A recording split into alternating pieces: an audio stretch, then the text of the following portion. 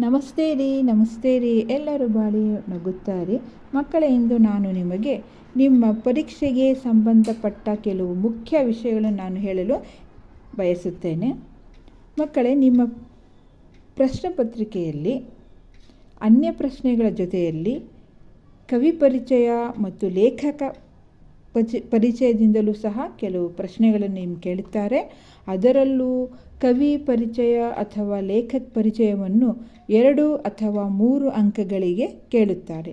ಆಗ ಅದನ್ನು ನೀವು ಹೇಗೆ ಬರೀಬೇಕು ಅನ್ನೋದನ್ನು ನಾನು ನಿಮಗೆ ತಿಳಿಸ್ತಾ ಇದ್ದೀನಿ. ಅದಕ್ಕಿಂತ ಮುಂಚೆ ಕವಿ ಪರಿಚಯವನ್ನು ಒಂದ್ಸರಿ ಎಕ್ಸ್ಪ್ಲೇನ್ ಮಾಡೋಕ್ಕೆ ಇಷ್ಟಪಡ್ತೀನಿ. ಮೊಟ್ಟ ಮೊದಲಿಗೆ ಮಾತೃಭೂಮಿ ಕವಿತೆಯ ಕವಿ ಭಗವತಿ ಚರಣ್ ವರ್ಮ ಇವರ ಬಗ್ಗೆ ಹೇಳ್ತಾ ಇದ್ದೀನಿ, ಗಮನವಿಟ್ಟು ಕೇಳಿ. श्री भगवती वर्मा का जन्म 30 अगस्त 1903 को उन्नाव जिले के शफीपुर गांव में हुआ था. श्री भगवती चरण वर्मा ಇವರ ಜನ್ಮ 30 ಆಗಸ್ಟ್ 1903ರಲ್ಲಿ ಉನ್ನಾವ್ ಜಿಲ್ಲೆಯಲ್ಲಿ ಶಫೀಪುರ್ ಎಂಬ ಊರಿನಲ್ಲಿ ಆಯಿತು. ಗಾಂವ್ ಅಂದರೆ ಊರು. ಉನ್ಹೋನೆ ಅವರು इलाहाबाद यूनिवर्सिटीಯಿಂದ BA LLB की ಡಿಗ್ರಿ ಪ್ರಾಪ್ತ ಕಿ. ಇವರು ಇಲಹಾಬಾದ್ ಯೂನಿವರ್ಸಿಟಿಯಲ್ಲಿ BA ಮತ್ತು LLBಯ ಡಿಗ್ರಿ ಪದವಿಯನ್ನು ಪಡೆದರು.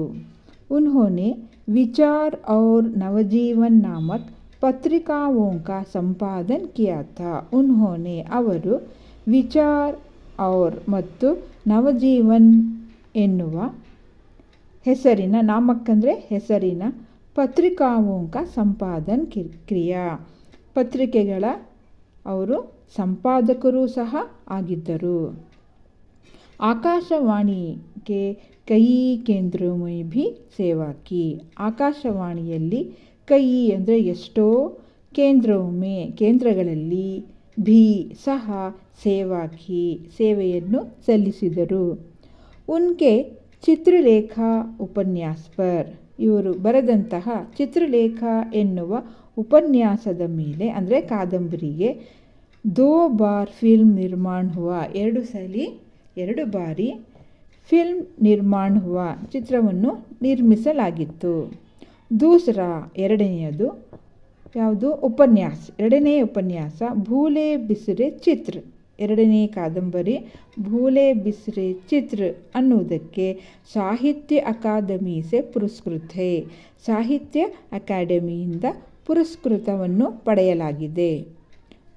ಇವರ ಇನ್ನೂ ಅನ್ಯ ರಚನೆಗಳು ಅಪನೆ ಖಿಲೌನೆ, ಪತನ್, 3 ಶರ್ಷ್, ಟೇಡೆ ಮೇಡೆ ರಾಸ್ತೆ, ಯುವರಾಜ್ ಚೋಂಡಾ, ಮೇರಿ ಕಹಾನಿಯಾ, ಮೋರ್ಚಾಬಂದಿ तथा संपूर्ण कहानियाँ, मेरी कविताएँ, सविनय और एक नाराज़ कविता, मेरे नाटक, वसीयत आदि ಅಂದರೆ ಮುಂತಾದವು ಉನ್ಕಿ ಅನ್ಯ ಲೋಕಪ್ರಿಯ ಕೃತಿಯಾ ಹೇ. ಇವರ ಅನ್ಯ ಬೇರೆಯ ಲೋಕಪ್ರಿಯ ಪ್ರಸಿದ್ಧವಾದ ಕೃತಿಗಳಾಗಿವೆ.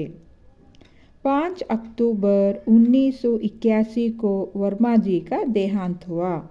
ಅಕ್ಟೋಬರ್ 5ರಂದು 1981ರಲ್ಲಿ ಕವಿ ವರ್ಮಾಜಿಯ ದೇಹಾಂತ ಹುವ ಅವರ ದೇಹಾವಸಾನವಾಯಿತು. ಇಷ್ಟು ಇವರ ಕವಿ ಪರಿಚಯ. ಇದರಿಂದ ನಿಮಗೆ ಅನೇಕ ಪ್ರಶ್ನೆಗಳನ್ನು ಕೇಳುತ್ತಾರೆ. ಈಗ ಅವರು ಕವಿ ಪರಿಚಯವನ್ನು ಕೇಳಿದಾಗ ಯಾವ ರೀತಿ ನೀವು ಬರಿತೀರಾ ಅನ್ನೋದನ್ನು ತಿಳಿಸ್ತಾ ಇದ್ದೀನಿ ನೋಡಿ. ಮೊಟ್ಟ ಮೊದಲಿಗೆ ಅಂದರೆ 2ನೇ ಅಂಕ ಅಂದರೆ 2 ಅಂಕಗಳಲ್ಲಿ ನಿಮಗೆ ಪ್ರಶ್ನೆಯನ್ನು ಕೇಳಿದರೆ ಇಷ್ಟು ಬರಿಬೇಕು.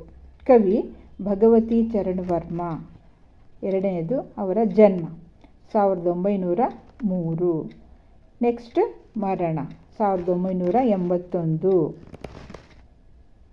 ಮೂರನೇದು ಜನ್ಮಸ್ಥಾನ ಉನ್ನಾವ್ ಜಿಲ್ಲಾ ಶಫೀಪುರ್ ಗಾಂವ್, ರಚನಾ ವಿಚಾರ್ ನವಜೀವನ್ ಖಿಲೌನೆ ಪತನ್ ಅಂದರೆ ನಿಮಗೆ ಯಾವುದು ಅವರ ರಚನೆಗಳಲ್ಲಿ ಬರೆಯೋಕ್ಕೆ ಸುಲಭ ಆಗುತ್ತೋ ಅದನ್ನು ನೀವು ಬರೀರಿ, ಇದೇ ಬರಿಬೇಕು ಅಂತೇನಿಲ್ಲ. ನೆಕ್ಸ್ಟ್ ಉಪನ್ಯಾಸ ಭೂಲೆ ಬಿಸ್ರಿ ಚಿತ್ರ, ಇಷ್ಟನ್ನು ಬರೆದ್ರೆ ನಿಮಗೆ 2 ಅಂಕಗಳು ಖಂಡಿತವಾಗಿ ಸಿಗುತ್ತೆ.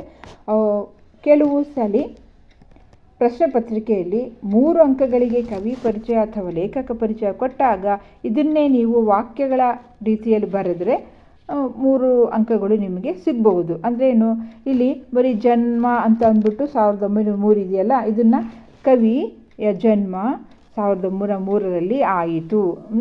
ಯಾನೇ ಭಗವತಿ ಚರಣ ವರ್ಮಾ ಕಾ ಜನ್ಮ 1903 ಮೇ ಹುವಾ ಅಂದರೆ ಹೀಗೆ ವಾಕ್ಯದ ರೂಪದಲ್ಲಿ ಬರೆದ್ರೆ ನಿಮಗೆ 3 ಅಂಕಗಳು ಖಂಡಿತ ಸಿಗುತ್ತೆ. ಧನ್ಯವಾದ.